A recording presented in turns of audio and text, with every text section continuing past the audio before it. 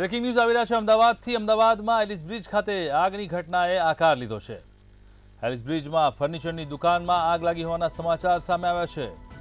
કાપડ અને રૂની દુકાનમાં લાગી હતી બપોરના સમયે આગ, જેના કારણે આગ ભભૂકી અને તેની અંદર ફાયર વિભાગ દ્વારા તેને નિયંત્રણમાં લેવા માટેની કવાયત શરૂ કરાઈ હતી।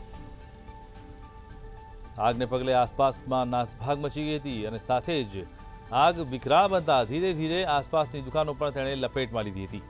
કાપડ અને રૂની દુકાનમાં બપોરના સમયે આગ લાગી છે।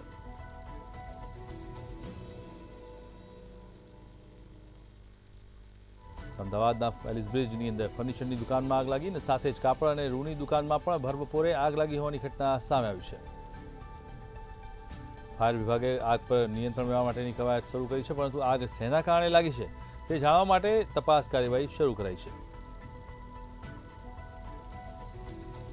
કાપડ અને રૂની દુકાનમાં લાગી આગ, જેના કારણે કવાયત હાથ ધરાઈ છે।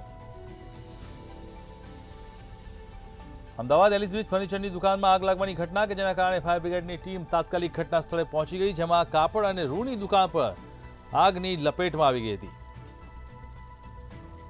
ફાયર વિભાગે આગ પર કાબુ મેળવવા માટેની કવાયત શરૂ કરી છે।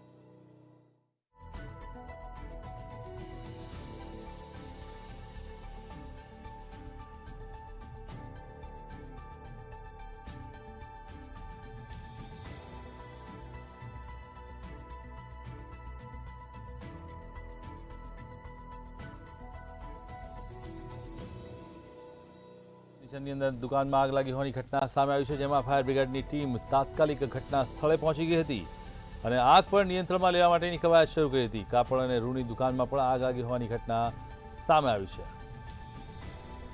ફાયર વિભાગે આગની ઘટના પર કાબુ મેળવવા માટેની કવાયત શરૂ કરી છે। આગના પગલે આસપાસની દુકાનોમાં પણ તેની આગની લપેટોના કારણે લોકો પરેશાન થઈ ગયા હતા। અમદાવાદના એલિસ બ્રિજ વિસ્તારની ઘટના કે જ્યાં ફર્નિચરની દુકાનમાં આગ લાગી અને તેના કારણે અમદાવાદની અંદર કાપડ અને રૂની દુકાન પણ બળીને ખાખ થઈ ગઈ છે।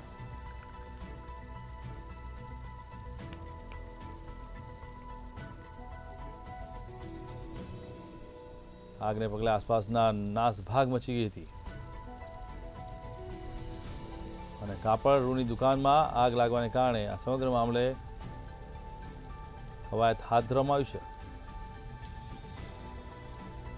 ફાયર બ્રિગેડની ટીમ દ્વારા આગને ઓલવવા માટેની કવાયત શરૂ કરાઈ છે, તો બીજી બાજુ ફાયર વિભાગની ટીમ ઘટના સ્થળે દોડી આવી છે।